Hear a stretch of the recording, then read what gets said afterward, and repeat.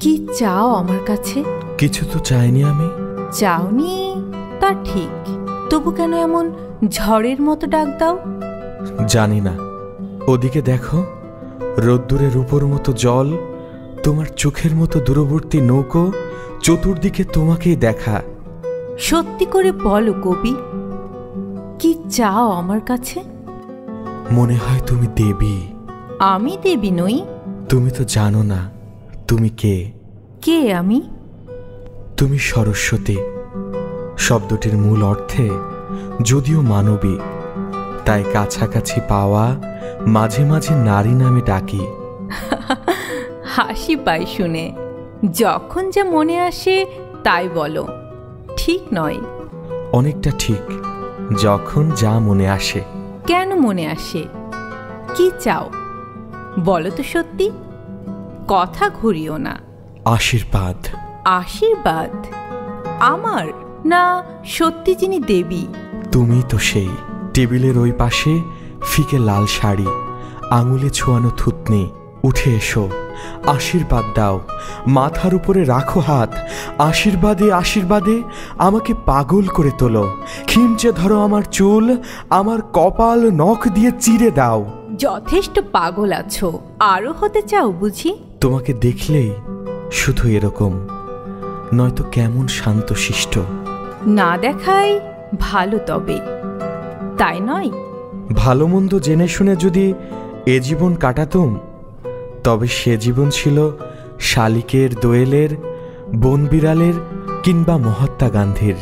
এরই ধানে ধানের পোকার যে জীবন। যে জীবন মানুষের? আমি কি মানুষ নাকি? ছিলাম মানুষ বটে তোমাকে দেখার আগে। তুমি সোজাসুজি তাকাও চোখের দিকে, অনেকক্ষণ চেয়ে থাকো, পলক পড়ে না। কি দেখো অমন করে? তোমার ভেতরে তুমি। সারিসজ্জা খুলে ফেললে তুমি, তার আড়ালে যে তুমি। সে কি সত্যি আমি, না তোমার নিজের কল্পনা? শোন খুকি, এইমাত্র দেবী বললে।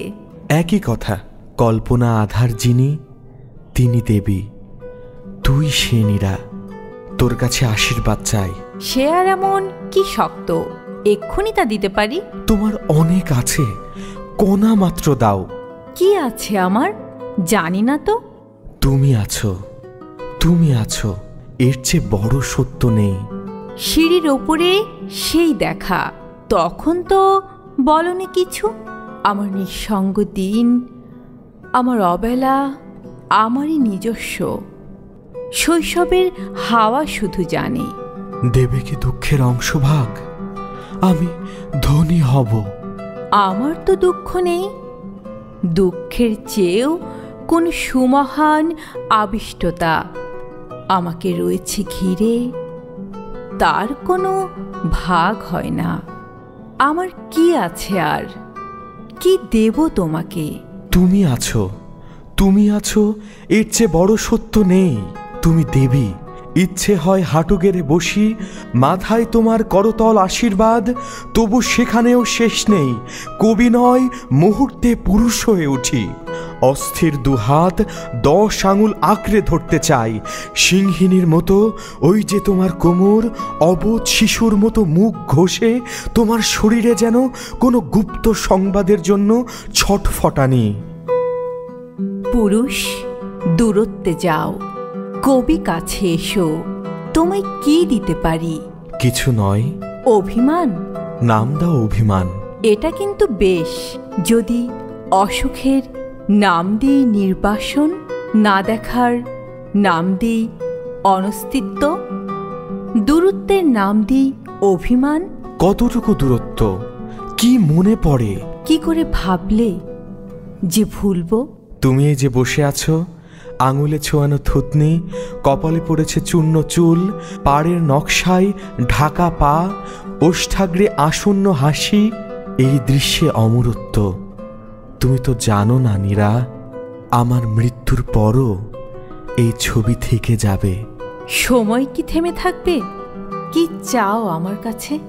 মৃত্যু। ছি, বলতে নেই। তবে স্নেহ। আমি বড় স্নেহের কাঙ্গাল। পাওনি কি? বুঝতে পারে না ঠিক। বয়স্ক পুরুষ যদি স্নেহ চায়, শরীরও সে চায়। তার গালে গাল চেপে দিতে পারো মধুর উত্তাপ। ফের পাগলামি? দেখা দাও। আমিও তোমায় দেখতে চাই। না। কেন?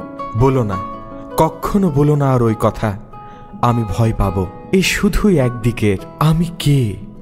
সামান্য, অতি নগণ্য, কেউ না। তবু এত স্পর্ধা করে তোমার রূপের কাছে। তুমি কবি। তা কি মনে থাকে? বারবার ভুলে যাই।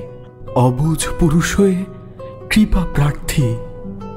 কি চাও আমার কাছে? কিছু নয়। আমার দু চোখে যদি ধুলো পড়ে, আঁচলের ভাব দিয়ে মুছে দেবে।